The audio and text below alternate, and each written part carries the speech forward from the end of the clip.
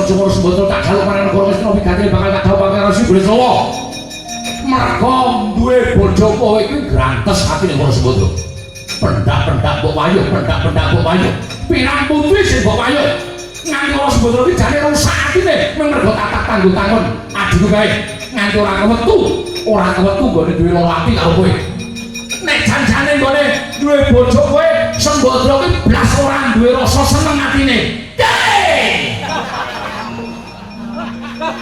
Iya. Petro kuwi ngapa piye? Sapenake dhewe ngrangake bendaraku. Lho, aku ki nyatane bendaramu. Lho, aku ki bature bendaraku. Kowe ora sampe perkara iki, Ndara Janaka kang unek-unekke mboten iso wangsulan sing wangsulan Petro Kandang Boyo. Kowe ora sadrajate, derajat Celsius ya ngono wae. Wah, kok ya men sananane. Ora limake sembodro ning kopene matu tak jaluk meneh. Jaluk piye? Wah, kowe aja melu-melu mungsuhe tutu sapa?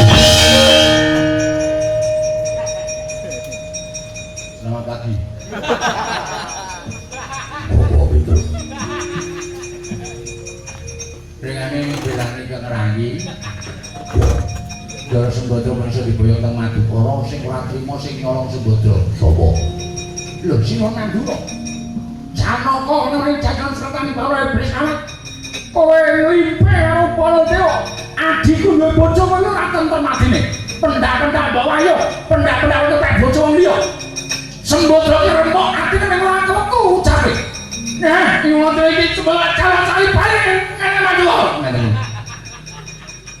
terus kula metu kula ketak Baladewa wedi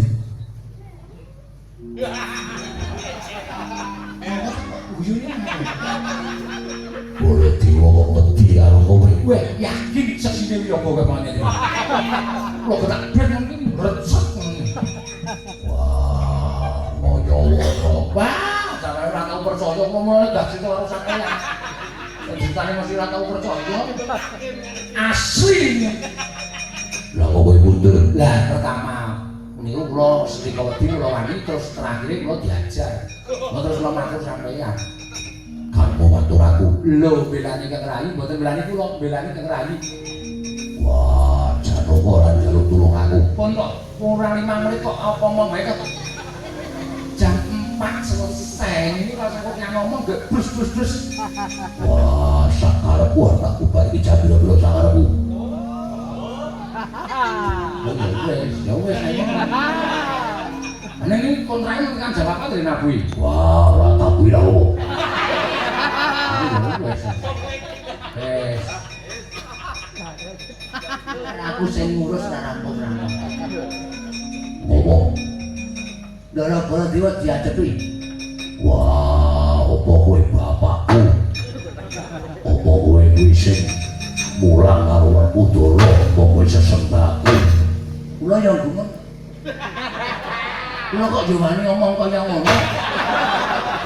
Jane terus dasar kula niku napa? Lah iya lah iki wong kok nanding. Ya wis.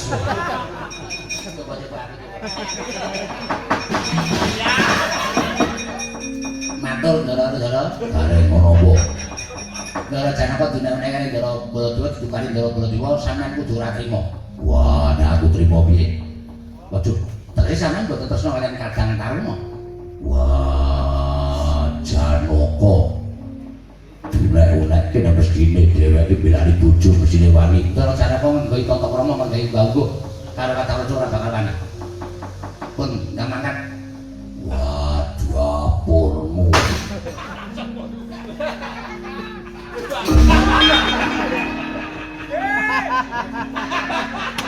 Iki rasa melu-melu caringke kok gayane arep melu becul.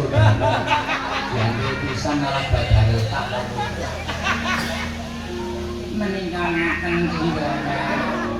Lho sapa? Kula abdi ngamarta. Menawi panjenengan mboten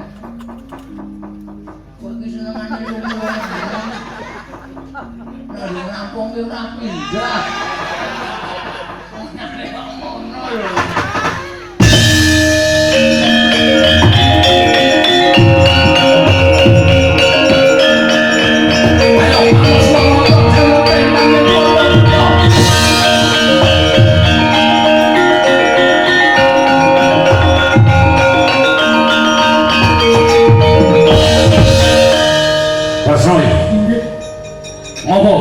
Lenggah rumiyin.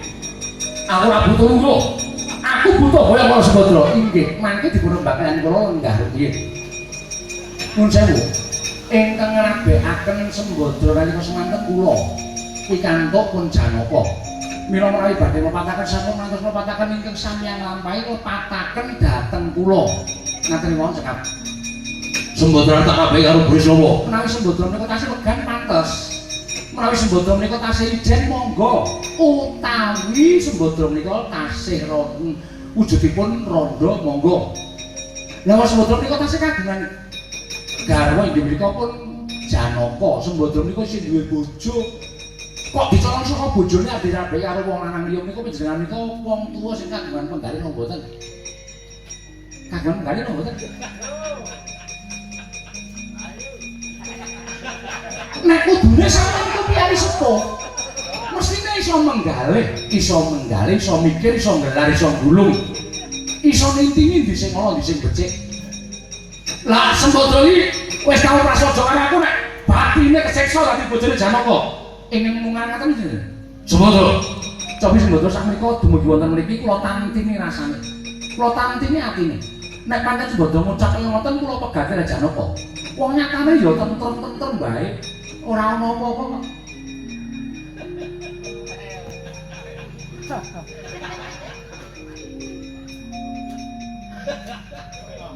sadar ora lho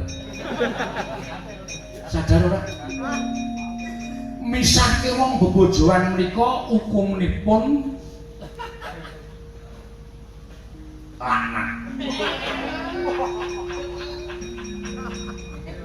dosa gedhe kok macem-macem lah sing krabeke Ndara Sembadra karo Ndara Permadi niki nek jenengake niku niki ampun nyakake Ndara Sembadra Ndara Permadi aku pengen banget sampeyan niku medhoke wong bebojoan Ndara Janaka dipedhoke karo Ndara Sembadra terus Sembadra iki Brisrawa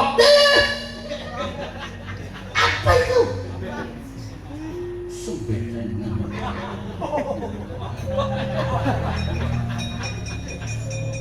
Ben aku kok murid gurune diengklek-engklek. Sampun sak menika wae panjenengan badhe boten trimah. Panjenengan badhe ngamuk mungsuhe Kresna. Wis ngono wae ra rampung kok petruk blangge. Mesti rampung menawa sampeyan. Nek musuh kula menika babak Turya gadah sampeyan ratu kula ya ratu lho kula ya ratu ratu Tenci nek sampeyan musuh Janaka mangunek-uneke mangajar lho Janaka niku mboten ajeng wani mergo Janaka niku ngerti tata krama ngerti tata susila ngerti unggah-ungguh ora bakal wani karo Kang Werda nek sampeyan ajeng mungsuh karo wong-wong Pandhawa ora nrimake Sembadra dijaluk Janaka, mungsuhe Kresna. Nek iki mungsuhe Kresna. Eleke. Giwang Katon. Kesawa. Kesmanto. Napa ta urusan iku? Kok niku terus ngono. Ya wis, nek sampun ya wis sak menika lenggah wonten negari Amarta Kempal. Sampun ngantos wonten raos menapa-menapa. Lah mengko nek Brisrawa tekan negara Mandura nangis meneh. Sampun to, dipun jarak kon Brisrawa menika sampun gerang. Wis tuwa, wis gedhe kok dadak dituruti menika panjenengan sing kurang gawean seneng.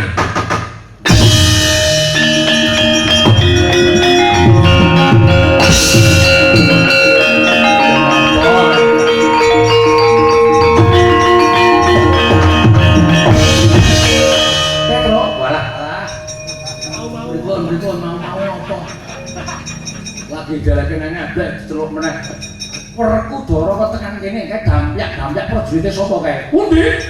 Kae bola ya ngono. La la